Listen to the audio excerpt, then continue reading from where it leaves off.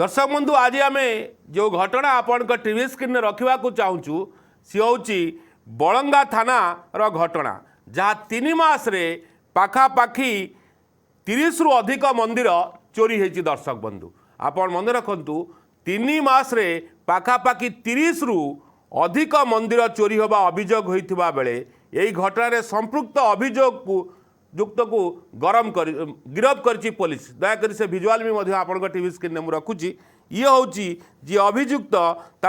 गिरफ करा अभियुक्त जनक 10 रु अधिक मंदिर चोरी करिथिबा मामला अच्छी हुए तो 3 मास पर लेट्रे हेले पछे धरा पड़ती एवं तांको पुलिस अरेस्ट करिछि एवं ए जो मंदिर चोरी को नहीं उद्वेग मध्य प्रकाश पाई वास्तव में किभली भाव में मंदिर चोरी मुझे आपन को जहाँ प्रतिक्रिया रखुली ये पुरी जिलार घटना जो मंदिर जो परंपरा जो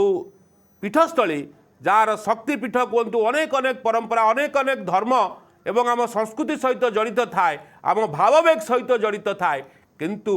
आकु मध्य चोर छाड़ू नांती आकु मध्य चोरी कर दिया जाउची केतबेले दान पेटी चोरी कर नेला बेलू तो केतबेले माँकर बा जो महाप्रभुंकर जो प्रभु सबू अछंती तांकर गहना गांठी चोरी हो जाउची केतबेले निजे महाप्रभु को मध्य उठे नौचंती से गाँव महाप्रभु को उठे नौचंती चोरंकर एभली घटना कहीं सामना को आसूची आमे एथि पई कहूचु जे आमे सब बेले गोटे कथा कही थाउ जेतेबेले आम परंपरा एवं आम सभ्यता बा आम टूरिज्म बंचिबा पई आमे चेष्टा करू मु पुणी थे आपन को कहूची कहीं जेतेबेले टूरिज्म बढ़िबो आम राज्यर जो कलेक्शन बा अर्थनीति बढ़िबो कहीं अनेक बाहर राज्यरू भारत वर्षरू एवं भारत बाहर अनेक लोक आसंती अनेक पीठ अच्छी पुरी जिले में जार ऐतिह्य परंपरा अनेक किछि अच्छी जार चर्चा मध्य करा जाए जे आलोचना करा जाए जी खाली पुरी जगन्नाथ मंदिर आसीबो से साक्षी गोपाल आसीबो अनेक कथा थांती। दर्शक बंधु मु जहाँ कहूली जे किभली भाबरे संस्कृति एवं परंपरा को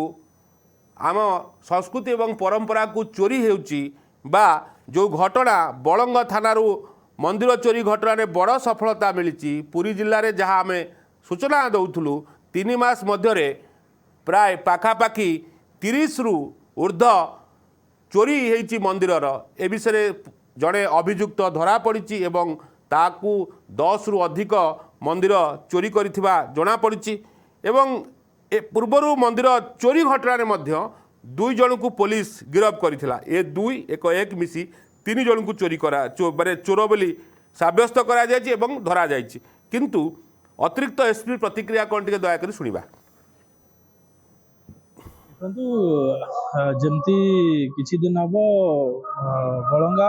निमापड़ा पाखापाखि एरिया रे हमर मंदिर चोरी किछि होतिला से रिलेटेड ऑलरेडी हमर 3 दिन तले गोटे ग्रुप को धरा होता जो थी आम कि जिनस मंदिर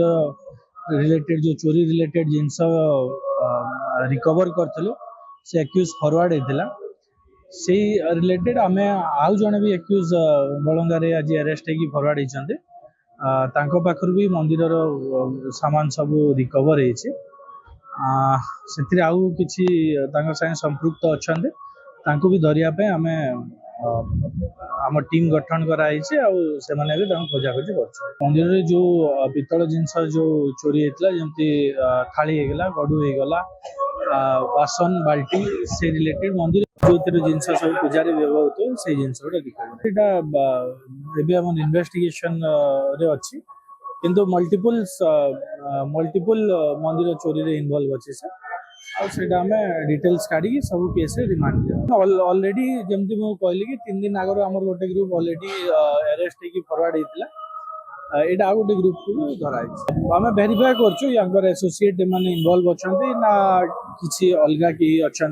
वेरीफाई कर तो आम किसी जिनस आम रिकवर करूँ